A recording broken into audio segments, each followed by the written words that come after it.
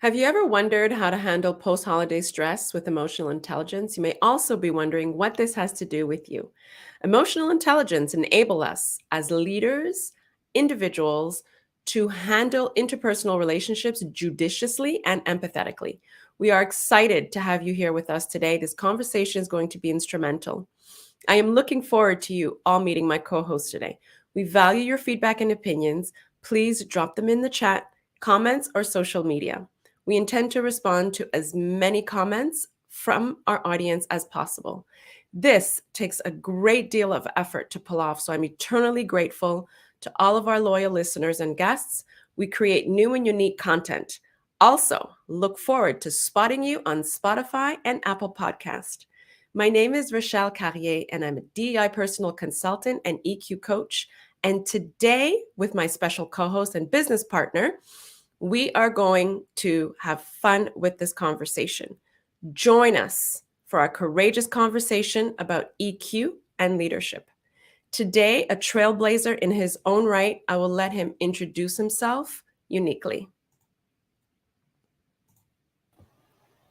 Hi, how are you? I am well. I am well. Great to see you as always, and a pleasure to be here today. My name is Enan Rudell.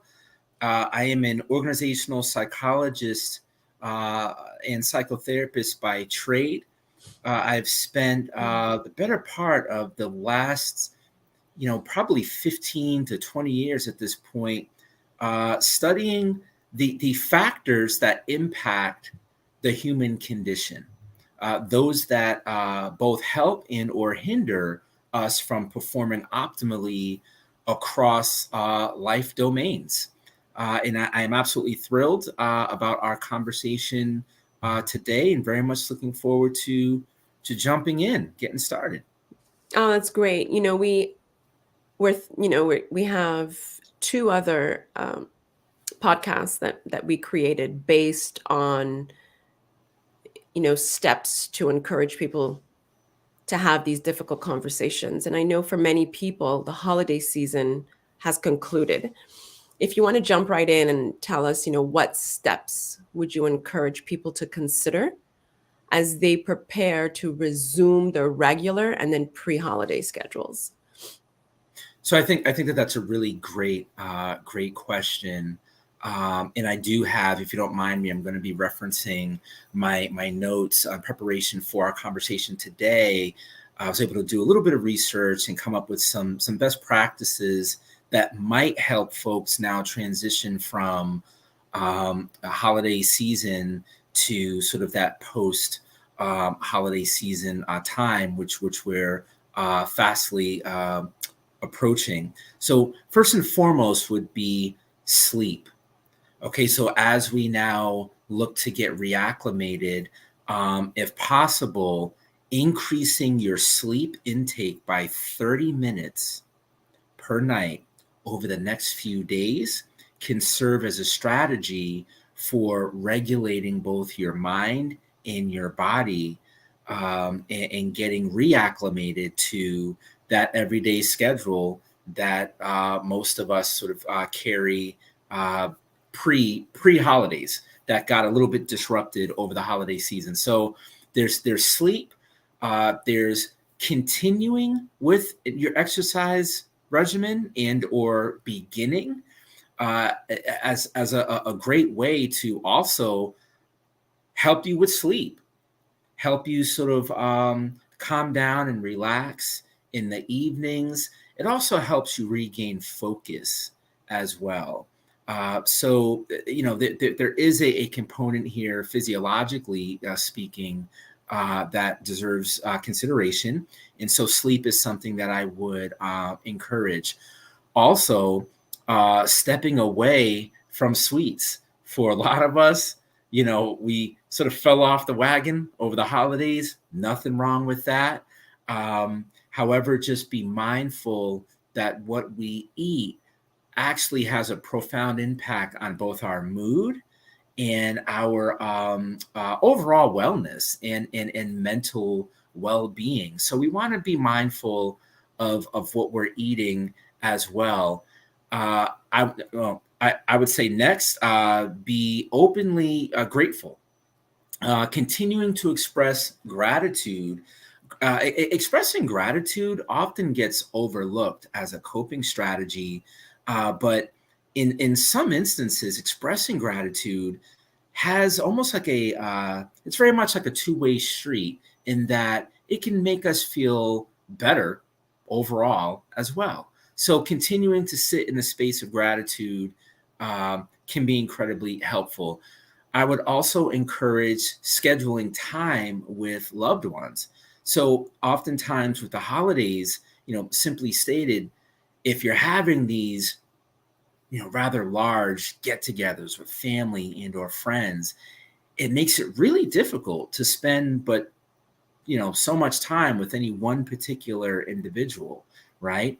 Now is the time. So now that the holidays are, for the most part, sort of behind us or vastly sort of coming to an end, making time to reconnect with those that maybe we couldn't spend a ton of time with during the holidays. Next, I would encourage looking forward and not so much backwards, right? So at this point, it becomes about 2023. And certainly with that, it's fair game to reflect on the year that was as we attempt to sort of establish what some of the key takeaways were. But ultimately, our energy is likely better spent moving forward and setting us up for success in 2023. Lastly, I'd offer up the idea of identifying new hobbies and or interests, new ways to engage, new things to get excited about. I can share that I've had an acoustic guitar sitting in my basement for probably 10 years now. And actually, over the holidays, decided to engage with it. And now, I've sort of committed to these blocks of time throughout the week where I'm learning something new and it feels great. So I'd offer all of these up as strategies for getting us back on track post holiday season. Right. I'd imagine also that for many, based on what you said, it's a time of reflection, not a time of regrets, but a time of reflection. um, Physical movement, exercising, and diet as well would probably help us pre-holiday during this time to be able to now reacclimate with getting back on schedule. So when we think of post holiday symptoms, how is it that we feel in terms of symptoms? What is it what's going on, and what should we be on the lookout for? So first I'll say post holiday blues is absolutely a thing. 100%. And when we think about the energy that we put into the holiday season, mentally, emotionally, physically, even financially, and a lot goes in to the holidays, and oftentimes once the holidays are behind us, it's actually common to hear people say, "This is a time." I'm going back to the time when I was working as a therapist actively. I recall people saying, "We put all this time into the holidays, and then it comes and goes, and it's just over." And now they're left with feeling a number of different feelings. Now, um, physiologically, just to name a few, symptoms can include sadness, anxiety, increased irritability, increased feelings of stress, low energy levels, feelings of nostalgia, sleep problems, and a general sense of discomfort. And I would say it's important to recognize these feelings when we're experiencing them, name them, and make efforts to move beyond them and or to manage them as best we can. And that actually ties into the previous question where I mentioned the importance of identifying interests or hobbies, right? Finding ways to sort of um, stay busy and or process what it is that we're experiencing. I'd also add journaling as a potential strategy as well. So when you think of when our listeners tuning in think of journaling, we think of writing out our thoughts or emotions or what has occurred during the day or feelings, or can it be all of the above? So that's a great clarifying question, and thank you for that. Journaling looks very different from person to person. To share a little bit about my own exercise, when I journal, it's literally a brain dump where I don't try to sort of formulate my thoughts. It's literally just putting them down. And so if someone were to come behind me and read what I wrote, may not make a ton of sense, but it's what I was feeling in the moment. And so what I would say is to identify the method that feels best for you. And again, that's going to look different. That can look very different for all of us, from person to person, but that's okay. The overarching goal here is to manage these really powerful feelings in whatever way, whatever method is best in terms of journaling. I would recommend that person take that route. I love that. It's amazing that you mentioned journaling. I actually have one here that I'm going to share. It's actually called Good Vibes and the Things That I'm Grateful For. And what it is, it's each page you name three things that you're grateful for, things or people or anything that that you're grateful for, and then it has a space to just journal the thoughts. And I think with that, it keeps, and it's exactly what we're talking about. You actually can stay accountable for what you're grateful for because now you've just dumped it on paper and you can go back and reflect on it.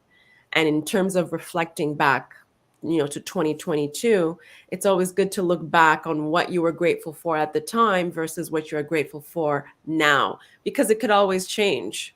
Yes, it can always change, and much like journaling, it can look very different for all of us. And I would say when I first started my own gratitude journal, I thought that it had to be this big sort of momentous accomplishment.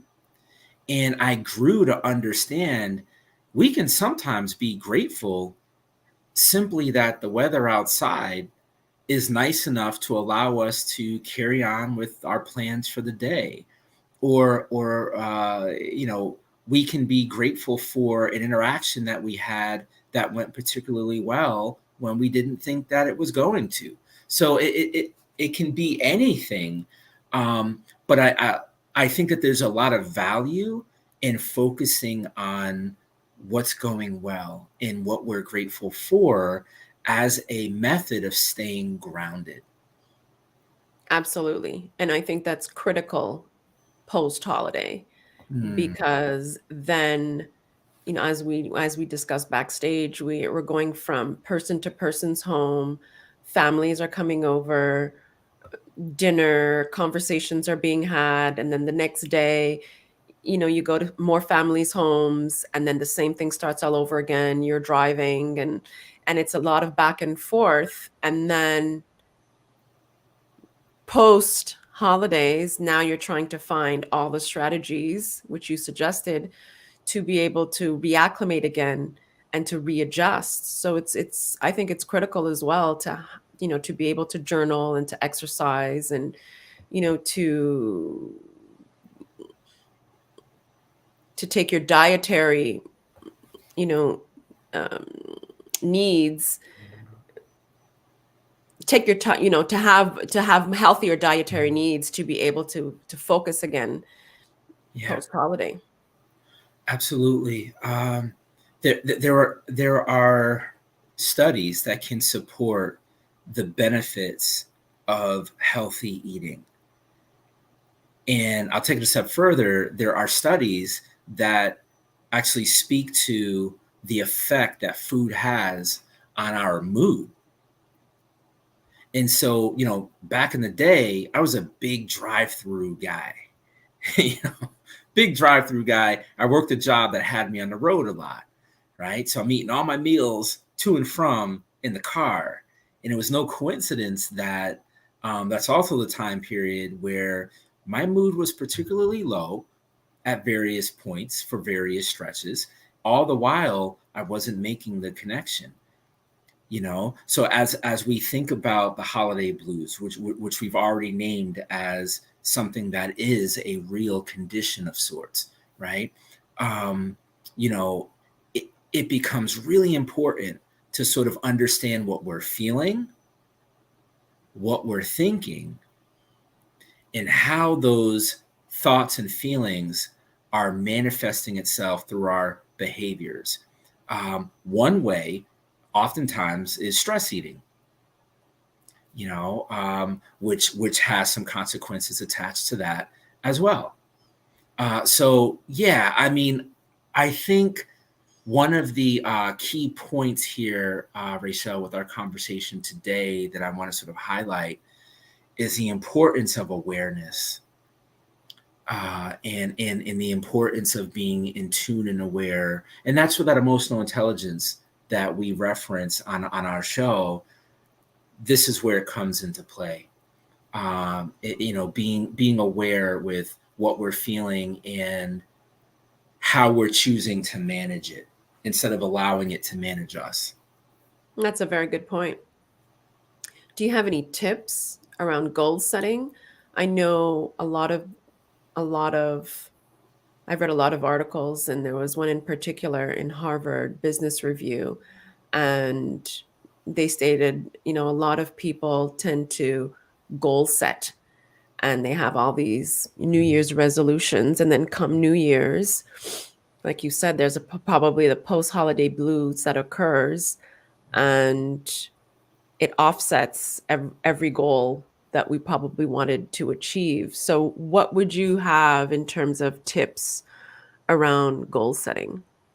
So for goal setting, I would say being as specific as possible. Okay, so I'll give you an example.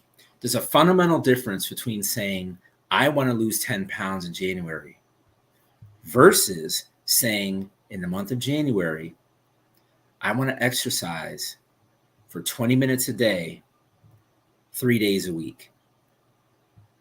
Now, the goal might still be to drop that 10 pounds, right? But in one sort of context where we're keeping it sort of high level and very broad. In the other, we're breaking it down in a way that actually increases the likelihood of goal attainment being possible, right? It becomes much easier to track the goal when you're laying it out in a way that's as specific as possible, because you can self-monitor. Like, using that example I just gave, you're going to know at the end of the week, okay, did I hit my mark? Did I exercise for 3 days? In each of those sessions, were they 20 minutes? Were they too short? Were they too long? Whatever it is. But I would say that where we often, the collective we, right, where we often get it wrong is our heart's in the right place, but we're sort of setting ourselves up from the jump for failure inadvertently by shying away from mentioning anything that could be tied back to execution. So in thinking of your goal, it's almost like an equation. The goal plus the execution plan equals whatever the result is. But there's got to be that execution. Otherwise, we're sort of coming up with these really cool ideas, but if there's no action step behind it, well, then we're just sort of sitting and sort of dreaming or sort of like talking instead of, being intentional and purposeful. Right. I think what's also critical in goal setting is to have the big picture, the big goal at the end, and then all the steps that need to be taken to be Yeah. able to achieve that goal. Because I think what becomes overwhelming in the resolutions, in the New Year's resolutions, is like you said, and I'll use this again for example, I want to lose 10 pounds. But what is it are you going to do in the meantime to lose half a pound? Right. So the 10 pounds is the goal, which is part of the equation, but what are you going to do to get there? Yeah. And then that's when the breakdown happens. Well, I will walk around the block for 15 minutes, or I will reduce my intake of sodas. There's so many little things to do that will get us to the big picture in being able to achieve that goal. And I think goals also need to be spread out over like a 6 month, like a 3, 6, 9, or 12-month period, Yeah. so that it's more achievable, Mhm. so that we do not get discouraged in not being able to attain the goal. That's so true. That's so true. In listening to you, I'm recalling 2021. I dropped 40 pounds in 2021, right? And how I did it was very, very much staying in the moment, first and foremost. But I was very specific. I had a trainer, and uh, I was very intentional about what I ate versus what I didn't eat, what I choose to drink versus what I didn't drink. So all that to say, I was very intentional about what I was putting in my body. Um, my goal was not actually to drop 40 pounds at the time. Uh, I was like 256 when I started, and the goal was get to 250. I got to 250, and then I really wanted to get to 240, you know, and so on. And I remember having these little mini celebrations when I would hit those benchmarks. Milestone. But to your point, which I think is a great one, you gotta be specific, and you gotta have these little benchmarks, and you gotta have these little mini goals within the goal, right? To help keep your effort honest, and also to give you something to celebrate along the way. Absolutely. Thank you, Linda. She's often on our show, and she says, "Happy New Year, Rochelle, and great new sessions." Yes, she often, you know, writes comments and sends feedbacks. We That's follow each other around on social media. But coming back to what you're saying is those benchmarks and milestones to be able to have much more intention behind the actual action, and to also give yourself some grace. I think in many ways we do not give ourselves grace for the small things achieved, and celebrating. I think that's a big one. Yeah. And I say that culturally because we often don't celebrate our small or big achievements. Mhm. And I say that because personally, things that I've done, I just thought I had to do them. Competing, ballroom dancing, competing, and traveling around Canada and winning all these medals. For me, it wasn't celebrate. I didn't celebrate any of those things because I thought it's something I had to do and that just needed to be done. And it was part of my makeup to be able to do those things. So when you say celebrating, I think that's really big because we don't celebrate enough when we achieve something big or small, going back to goal setting and resolutions. So those little baby steps that you took, Mhm. and in celebrating them, gave you the the motivation to be able to continue, and then to lose another 10, and then, oh, okay, this, and you actually feel good about yourself. Absolutely. And we have to be our biggest cheerleaders. And another thing I learned from my trainer was that he helped me reframe this idea of falling off. So let's say I had a weekend where I decided to eat whatever it is I wanted to eat. That was typically followed by feelings of guilt. And if I happened to share it with him, he would help me reframe it. And he would say, no, no, no, you're working really hard. You're working really hard. So give yourself that space and that moment. Enjoy whatever it is, and then the next day, clean slate, just hit the ground running again like it never happened. Right. You know. And he also taught me to stay away from the scale, and to understand that um, there's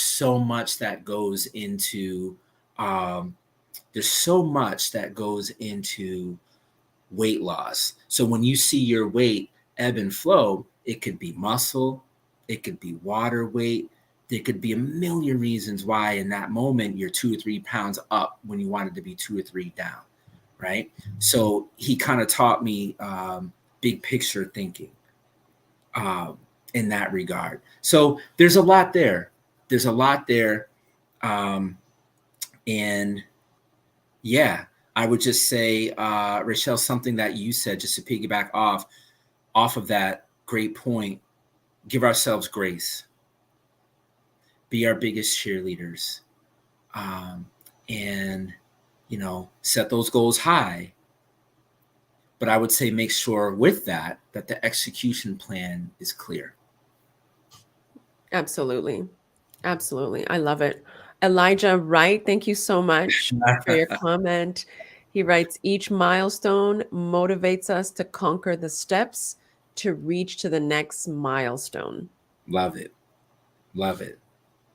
Yeah. Absolutely. I think Mhm. that's what keeps us focused Yeah. on what to do next. Because Yeah. once you have that milestone, it, like he said, each milestone motivates us to conquer the steps to reach the next milestone. I think that's imperative. Absolutely. When I hit that 240, I was extra motivated to then hit that 230. And in many ways, I felt like I knew what was needed because I was making progress.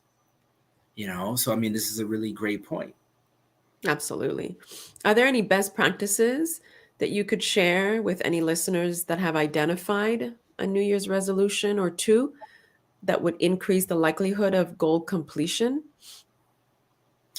Yeah, I think that's where the being specific, specificity, and so identifying the goal is great, but I would say remember that equation in terms of we have the goal, but now we need the execution plan, right? And so it's being intentional. It's making sure that the goal, first of all, make sure that the goal is realistic, and make sure that there's alignment between the espoused goal and some of the methods that you're planning to utilize to reach that goal. And I would say just go slow and be fair to yourself. Be fair to yourself and know that you know I think one of the biggest challenges is January, February, and March. People have all this energy, right? But it's right around March and maybe even the end of February where people start to taper off. And so I would say, mentally to prepare for the long haul, you know. And I got to a point where I connected fitness to wellness. and I made a conscious effort to view it as a uh, not a diet, but more of a lifestyle. And that's how I was able to not just drop the weight, but keep it off. So I'd offer that up as food Yeah, for thought. absolutely. So it's part of your long-term goal, not a short-term goal. Yeah. Mm-hmm.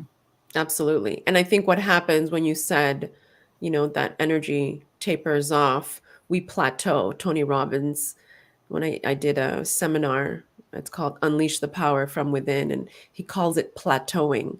Mm. And I think when we plateau is when we become comfortable in Yeah. the state that we are in.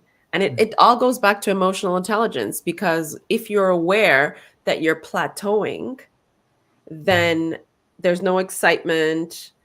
There is really no motivation to move forward or on to the next milestone, because now you're comfortable. So Mm. what's important when you think of emotional intelligence is to be aware that sometimes the comfort zone is not going to be a place generally for people to grow and to come out of the comfort zone to do something that's different, like what you did. Yeah, absolutely.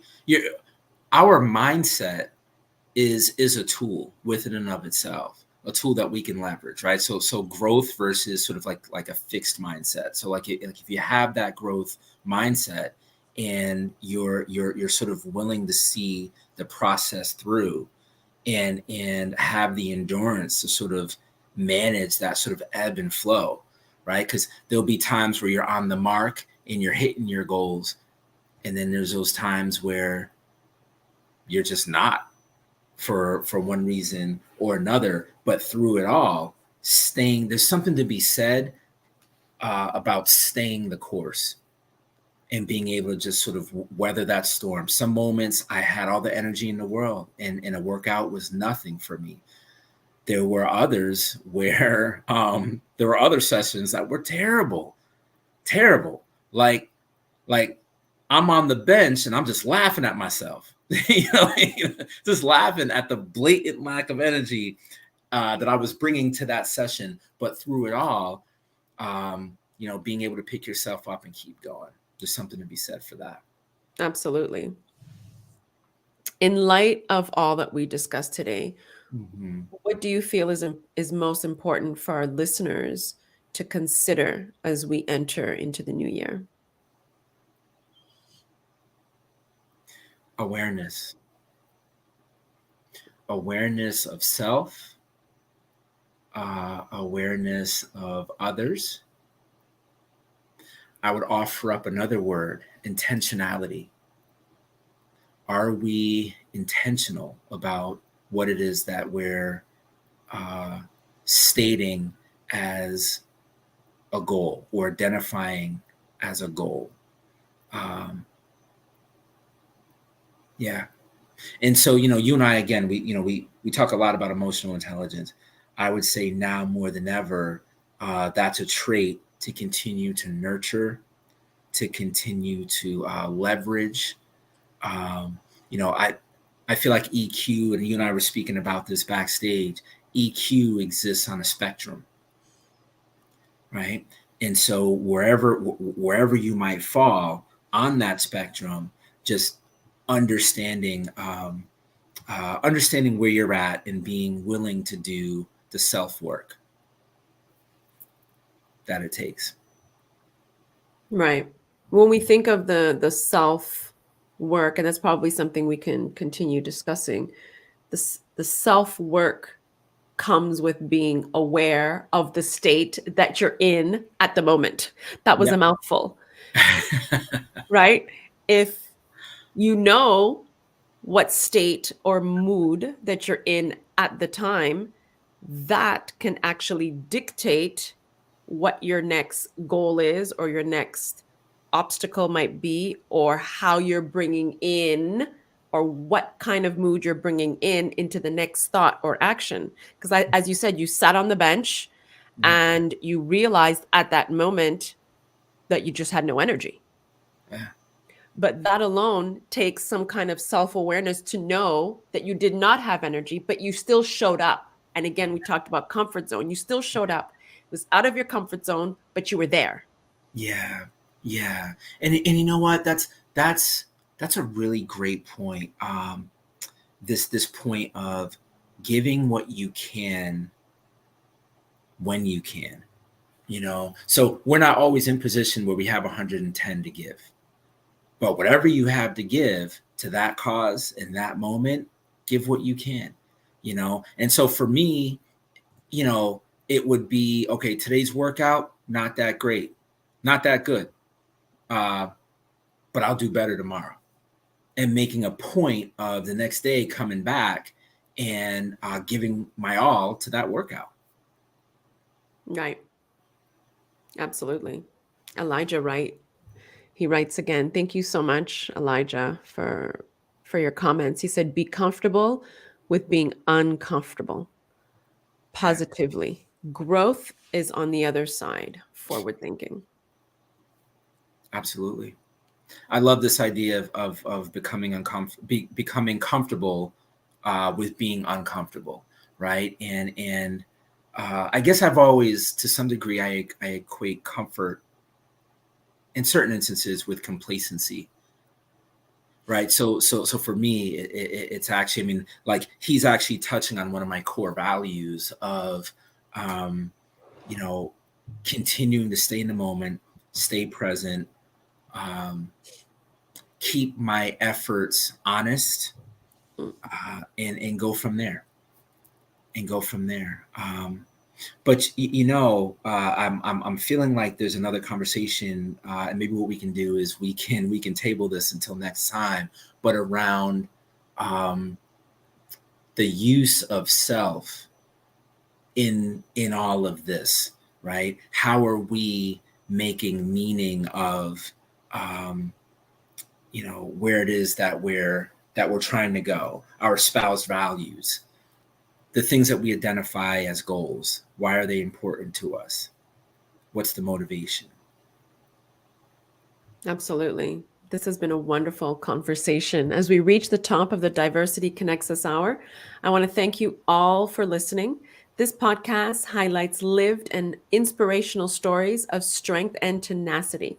We share profound and courageous dialogues that influence DEI and emotional intelligence by breaking the barriers and labels of stereotypes, confronting biases, and offering best practices to achieve a more significant and cultural mindset. Stay tuned as we continue to share our voices in the DEI space. To trend with us, hashtag diversity connects us.